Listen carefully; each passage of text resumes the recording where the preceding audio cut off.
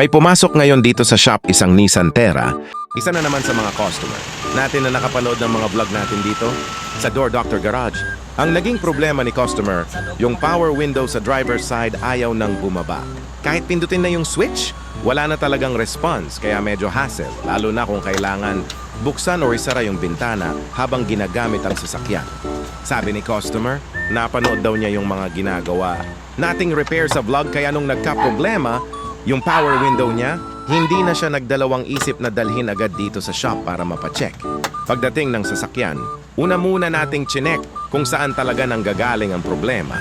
Tinitigan natin ang switch, wiring at mismong mechanism ng power window para siguradong tama ang diagnosis at hindi basta magpalit agad ng piyesa. Doon natin nakita kung ano talaga ang dahilan kung bakit ayaw gumana ng driver side window.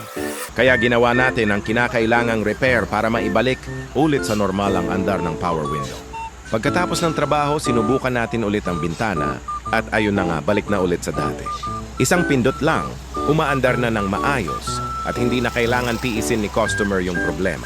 Kaya kung may problema rin kayo sa power window, central lock, door mechanism, o kahit anong may kinalaman sa pintuan ng sasakyan, huwag nang hintayin na lumala pa ang sira.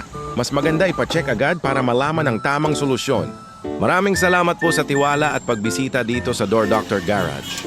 Kung nagustuhan nyo ang ganitong mga repair videos, okay, huwag kalimutang mag-like, mag-share, at mag-follow sa aming page para updated kayo sa mga susunod pa nating mga gawa dito sa shop.